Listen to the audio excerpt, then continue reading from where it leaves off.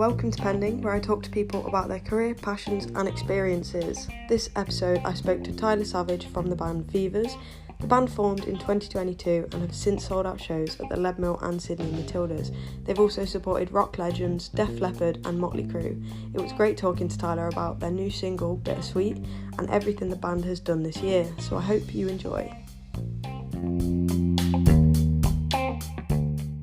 So do you want to give yourself a little introduction, who you are, what you do? Yeah, no problem. So I'm Tyler, I'm the guitar player in the band Vivas. I try and play guitar, and I also do a bit of backing vocals as well. It's just me today, but I'm looking forward to answering your questions. Yeah, 100%.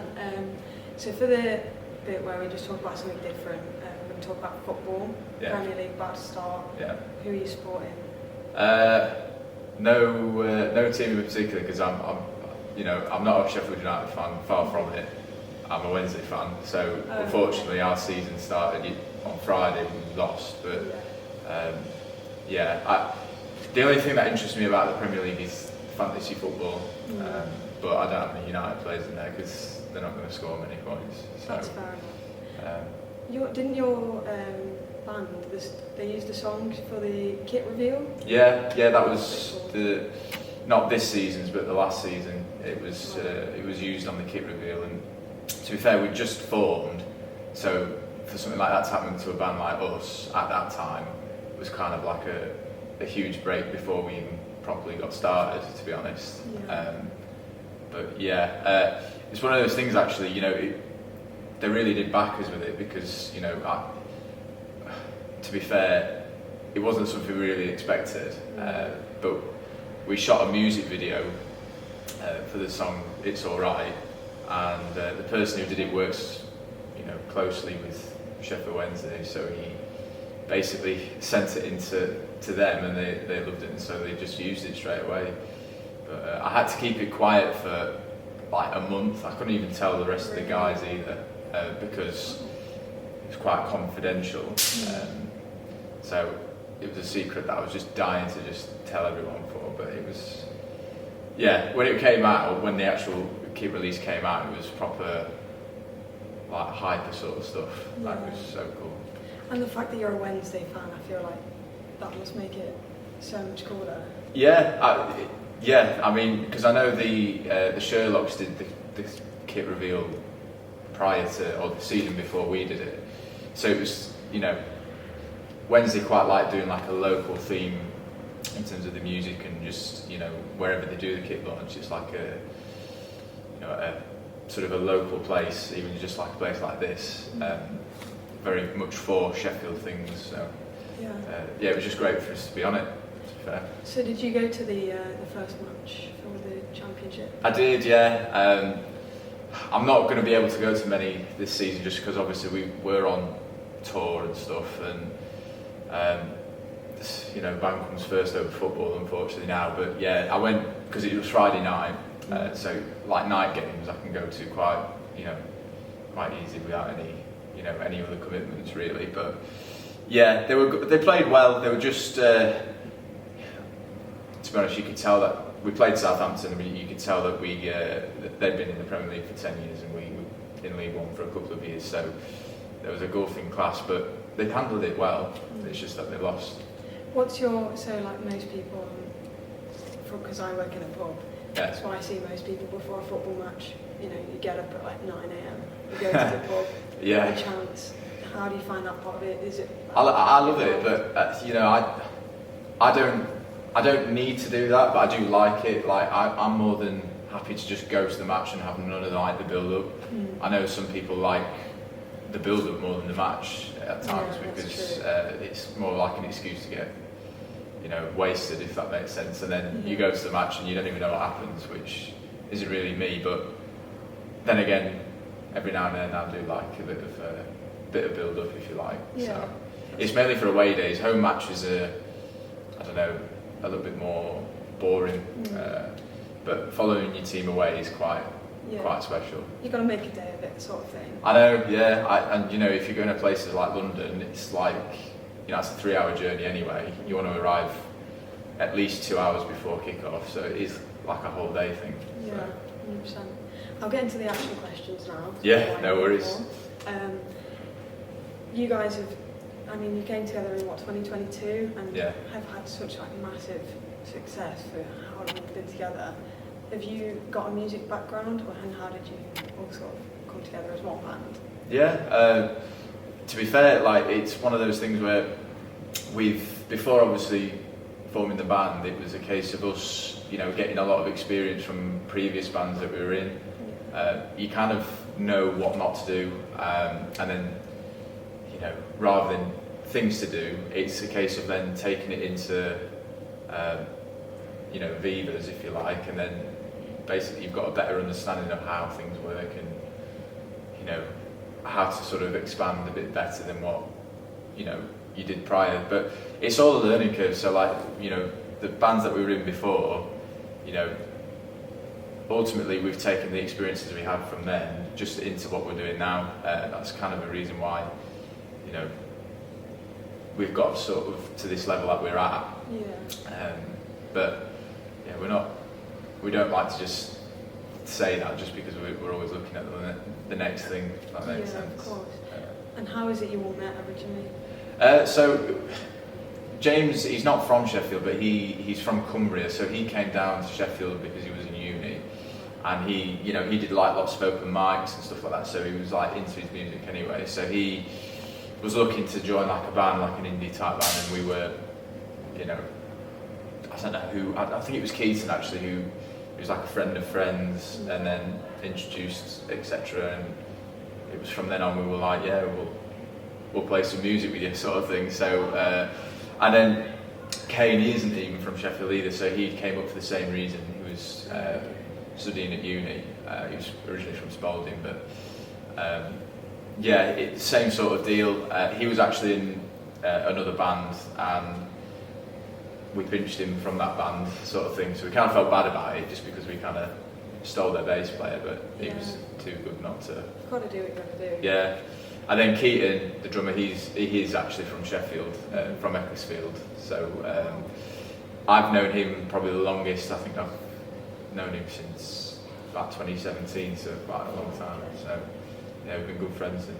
Wow, wicked. And because you have, since you guys started putting music out, you've sort of just gone up and up. I can imagine that's an amazing feeling, but does it ever sort of get a bit scary, a bit intimidating? Or is it just... No, you say it keeps going up and up. You don't really. For me personally, I don't know if the others are the same, but I never look at what we're doing and like our popularity. I'll never look at our popularity and see where it's at, just because I'm always looking to go the next step. So like I often have the same where if you get too into yourself and you sort of believe the hype, if you like, you take your eye off the ball, and then all of a sudden you stop doing the things that got you to the places that you want to be at. So it's great that people are interested, even just for us being together for about a year, but it's always like the next step for me. Yeah, of course. And I'm guessing, because you don't look at it as a sort of what's going to get the most like views kind of thing, I'm guessing that sort of keeps you doing the stuff that you love about it, rather than just doing it sort of to get... Yeah, I mean, obviously the dream is to obviously get somewhere and do it where, you kind of do it sustainably, so you don't have to rely on, the jobs that we've got now to sort of support, the band as it is, where the band actually pays for itself and obviously supports all four of us. That's kind of the dream, but a lot of others have that dream as well, because actually, it's quite an exciting thing. It's, if someone comes up to you and says, "Oh, what do you do for a living?" It's great to just say, "I'm in a band," and all that jazz, because you instantly become one of the coolest people in the room then. Very true. You're not just saying I'm an accountant for, no reason, but there's a lot of work that goes involved. Like at this level, it's you literally do everything. So you're not only just the musician and the people in the band, you're also, the merch guy, you're also the tour manager, you're also the finance and accountants and stuff like that. And it's literally everything you can think of you have to do yourself. And obviously when you get, I imagine when you get further along the line and you get bigger, people, you can start sort of putting people in place, you know, like a jigsaw if you like, and then they take those jobs off you, so you can then start to focus more on like the performance side of it, which is, you know, quite key. And it does sort of, it's almost good that like I'm guessing it's a lot of effort to plan everything yourself, do the merch, do this, but it does mean you've got to really want it to sort everything out yourself. Yeah, I mean, we all love doing like the performance and the sort of songwriting and all that, you know, crowd interaction and stuff like that. You know, we all love that, but you've got to love the real discipline side of it. Not many people talk about the sort of the hard graft. You've got to love that side to make sure that you know, when you go on stage and do the things that you love, that you know you're doing that for a longer period. So, you know, you can't have one without the other, is what I'm trying to say. So 100%. So we'll talk about your new single, Bittersweet. Yeah. I think it's such a good summery song, very festival vibe. Yeah, it's a shame it's not really been, even though it's summer, it's not really felt like summer. Definitely not. Bit of a disappointment, but... Yeah. What, the song? No, definitely not this one. But how did that come about? Who had the idea? How did you get it into play? It was Kane who came up with the idea of the music. So he has sort of own sort of studio at home, so he's got like Logic and all that. And same with all of us, to be fair, but he's the one who came up with the idea of the music and whatnot. Now, how we record stuff is that we go into the studio with a few tracks rather than just one, because we get more out of it. Yeah. But with this track, we had just the music. We had no lyrics or any melody at all, but it was too good not to bring in. Yeah. So our producer, Fair, who's a great producer, you know, works with like the Rosa Dogs and stuff like that, you know, a really good producer. So he basically, we showed it him, and he basically just got James to sing in the vocal booth in pre-production, and just literally said to him, just sing whatever you like, whatever comes to your head, because ultimately he then gets the sort of best out of James, because then everything comes naturally then, like in terms of like the lyrics and what he sings. So there was no structure to it. It was just literally whatever came to his head. That's mad. I don't think I could do that just on the spot. I mean, I couldn't, but that's James for you. So he has, you know, the way he sings it is quite Alex Turner-y. Yeah. And I think that, you know, and did he sing the chorus straight, like, was that? Sort of, yeah. We kind of had.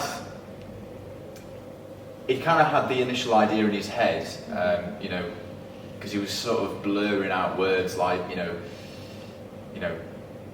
the actual chorus. But it was more like when we went away, we had a look at what he was actually singing, and we kind of just pieced it together then to what worked actually in the chorus. And that, you know, the chorus is what actually came up as, you know, pretty much as James on the spot. Yeah. But yeah, I wouldn't be able to do it, so you know, props to him. Yeah. Can we expect a music video? Do you have any ideas of what that might be? Yeah, I mean, we've done lots of music videos, or we've tried to do a music video for every single that we put out, just because it, you know, if anyone, you know, down the line discovers us and then gets into a track, that, you know, they've got a music video to sort of accompany it as well. But yeah, it's on the cards. It's not been recorded as of yet, but it will be sort of imminent. It's just kind of gathering as many ideas as possible. Yeah. Have you got any ideas for it? No, I don't, but I will brainstorm. Yeah. Maybe. God, I don't have the creative. Yeah. I'm not quite as good as James, who can sing on the spot. That won't come to me. Yeah. But you also did a great cover of As It Was, which I thought was so cool. Yeah. To be fair, that's what come about. We've always wanted to do like a cover of a song that's not indie rock, sort of rock kind of. You know, we kind of wanted to make a song that wasn't that, and then turn it into like our own and make it sound like it's, you know, meant to be in that sort of genre. Yeah. But we were like debating about it forever, because we didn't know what song we wanted to do, because there's a million songs to choose from. Yeah. And again, it was Fed in the studio, and he said, "Oh, why don't you do As It Was?" And we're all like, well, I wouldn't say massive Harry Styles fans, but we all really into him. Yeah. And you know, his songs, and because it was so current at the time when we did it, it just made sense, just because none of us disliked it. In fact, we all really liked the song, and two, we knew exactly how it would sound as soon as it got suggested. Yeah. More or less, it's quite, to be honest, the actual version is quite more rocky, if that makes sense. Yeah. But it fits really well though. yeah, it's quite an 80s style song. Like, it's quite, you know, it sounds a lot like Aha. You know, I've seen that reference quite a lot, but yeah, we're quite into the 80s sort of thing, and that sound, you know, suits us quite a lot. Yeah, I mean, it was amazing. And another thing you guys did was support Def Leppard, which I'm guessing as someone from Sheffield, Yeah. that's probably quite a big feeling. Yeah, it's massive, because, you know, ultimately you never expect a band like Def Leppard or Motley Crue to, you know, reach out and sort of ask you to open up for them. I mean, really, the crowd that they pull in is not necessarily a crowd that would go and see us, if that makes sense. But it's more of a case of, obviously, when we got told, it was more of a case of just warming them up. Yeah. So there was no real pressure from them to say, "Oh, you need to be, you know, as good as any band that's ever been before." It's just a case of literally warming them up, and, you know, essentially just, you know, if anyone does like us, you know, there's a lot of people there that, you know, possibly could sort of get into us from there. So it's, you know, ultimately, even if we played like, you know, rubbish, like if we had the worst gig of our lives, those people will probably forget it quite quickly, because they're there to see Def Leppard and Motley Crue, so they'll end up forgetting about us pretty quickly, rather than actively looking at us and hating us for it. So yeah, it was mental, because, you know, we're trying. We weren't anticipating to play a stadium, but it's, you know, no band says no to it. So 100%, and you've got feel good music. Whether people, you know, would go to see you without that or not, you're gonna warm them up. You're gonna make them happy. Yeah. Like, I feel like that everyone would have a good vibe after that. Yeah, I mean, we're very guitar orientated anyway, which, you know, I think with people who would, you know, would be fans of Def Leppard, you know, it's very guitar based anyway. So like, if they like guitars, they'll, you know, they can probably find one of our songs at least they can get into. So 100%. Was there a standout moment from doing that? Something that just you'll never forget? It's weird, because actually we were all bricking it before going on, which you could imagine. Yeah. But we made sure that we rehearsed, like, beforehand, so where, you know, literally nothing could possibly go wrong. Yeah. So we knew exactly when we went on, even though we were nervous, we knew what we were meant to do and what we were doing. Because there's nothing worse if you get really nervous and you're not 100% confident in what you're doing, because then that becomes a car crash almost, especially with loads of people there. But essentially, yeah, it was a great experience. But we noticed when we came off, we were like, it just flew by. We kind of wanted to stay on, but we ran out of songs essentially. So we had 45 minutes. I think we played about 40, but we'd maxed out all the songs pretty much, which shows you how sort of short our songs are. We're like, they're literally 2 minutes long, majority of them. So, but no, it was a whirlwind. It was great. I can imagine, like, because obviously the nerves beforehand, I'd be shaking, but once you're on and you're playing, does that sort of just go? Yeah, you kind of get settled in when you get into the second song. Yeah. Because you have the first song, as long as you basically know what you're doing in that first song, it kind of then rolls into one, and you start to become relaxed then. It didn't stop us from playing songs a little bit too fast, because when you've got all of that adrenaline, you tend to play a bit quicker. Right. That's a good point. I never would have thought of that. Yeah, so like, often bands, when they get nervous or they've got that adrenaline, they intentionally play slower, because actually, when they actually listen back, they're actually playing at the right speed, because you don't realise it, but you tend to play much quicker when you're full of adrenaline. Yeah, God, that doesn't surprise me actually. But I mean, after already a great year, you've got more shows coming up. You've got so much, like so many exciting things. Yeah. Is there something for you personally that you're like, this is what I want to do next? This is the goal. Well, I'm the type of guy that, you know, if I want to do something, I'll just do it. So I don't really need anyone else's sort of permission. So it's just a case of literally, if you want to do something, you just do this, take the steps to do it, sort of thing. So like we're going on a UK tour that starts in September, ends in December. So it's the biggest tour we've done. Yeah. You know, sales for it have gone really well, which is kind of weird because you see sales in like different cities and you're like, we've never even been there. Yeah. You know, so it's kind of a privilege to obviously be going to those places and, you know, seeing people that we've never seen before, but they know who we are, which is kind of weird. Surreal. Yeah. But yeah, I'm really looking forward to playing with Little Man Tate at Sheffield's O2 Academy, which, you know, funnily enough, we got that support gig literally through just emailing them. Yeah. We knew that they were going on tour. It obviously got rearranged, but because we knew they were going on tour and they had a Sheffield date, we just literally just said to them, you know, in the nicest way possible, you know, we'd love to throw our name in the hat, you know, for you, you know, to support you guys. And they actually, the first time they got back to us saying, you know, we really like you guys. We'll give you a shout, or we'll put you on the short list for when we may need you. Which I thought was really good, but you kind of get the impression that, you know, that was nice of them, but it probably won't happen, or probably, you know, end up not happening. Yeah, but it was good to sort of get that reply because, you know, you kind of send those emails off without expecting anything. But literally a couple of months later, they just came back to us saying, do you want to support us at the O2 Academy? And we're main supporting them as well, along with this Shambolic. So that would be amazing. It shows you've got to ask. You do, like, if you don't ask, you're certainly never going to get. And, you know, the more stuff you do, and the better CV you have, the more weight you have when you go and ask. So, you know, if, for example, you come across as a band that looks quite lazy, you're not going to, even if you ask, people then look at you and see, all right, what can they do for us? And, you know, are they taking it seriously? Are they doing all the right things? And if the answer is no for all of them, even if you ask, you're not going to get it. But if you make sure that you're doing everything right yourself, you know, it makes you, that's all you can do, and, you know, it heightens your chance, essentially. Do you have a picture for me?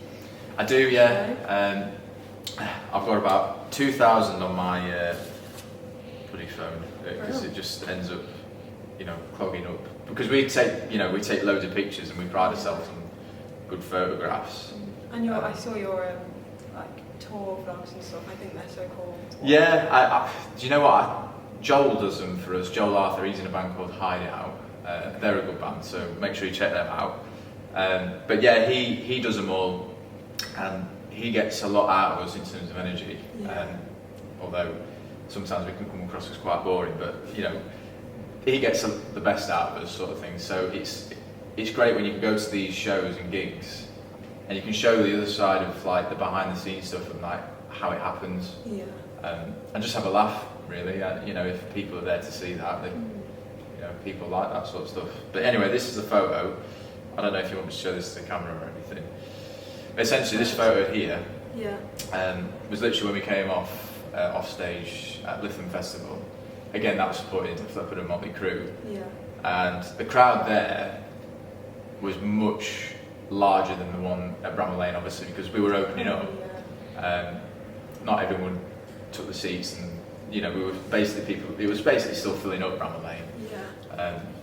But Lytham Festival, everyone was there straight away, because when we actually, obviously we've done it before, like, we supported them at Bramall Lane, so we kind of knew, you know, we kind of knew how to handle a big stage like that, and you know, whatnot. But when we got to stage and it was like 3 minutes to go before we went on, we looked at the crowd and it was like, it's like completely full. Like, you know, that actually got us really sort of pumped up rather than nervous, because we kind of knew what to expect from when we did it in Sheffield. So we kind of took it our stride, and I've got to say it's the best we've ever played at that show. Really, that's amazing. And you can see you're all happy and buzzing. Yeah, it's not often we take a photo where we're all smiling, but anyway, that's the photo. So you can kind of see from our faces that we're kind of just mucking around. Yeah. You know, probably we were laughing at the fact that we just brought a tiny little van and you saw like 3 or 4 massive trucks, you know, essentially supporting the likes of, you know, the gear of Motley Crue and the Leppard. So it was kind of funny to see us just pitching up in just a long wheelbase van. Yeah, well, back to basics, humble beginnings, that's what that is.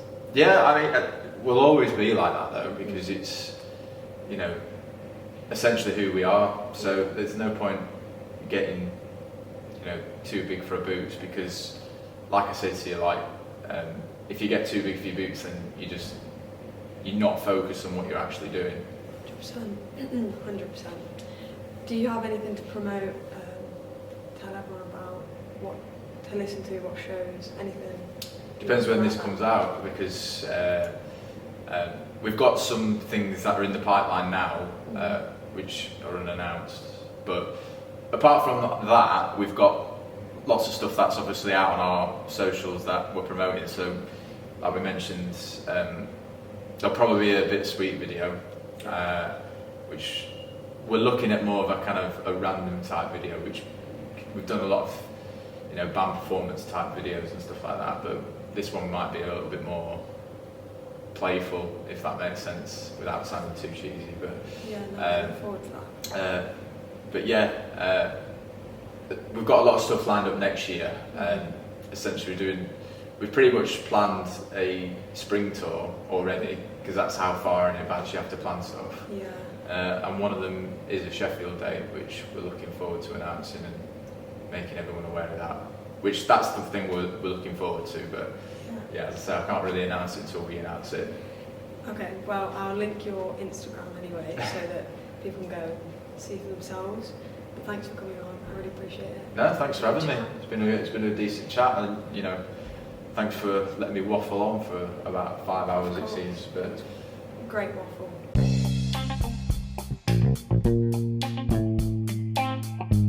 I hope you liked that chat. Thanks Tyler again for coming on. Vivas' single Bittersweet is out now, so go and have a listen if you haven't already, and follow the band on Instagram. Both of those will be in the show notes. Also go and check out the podcast Instagram, where the pictures talked about in this episode will be, so you can have a good look. It's @pendingthepodcast. Thanks for listening, and I'll see you next time.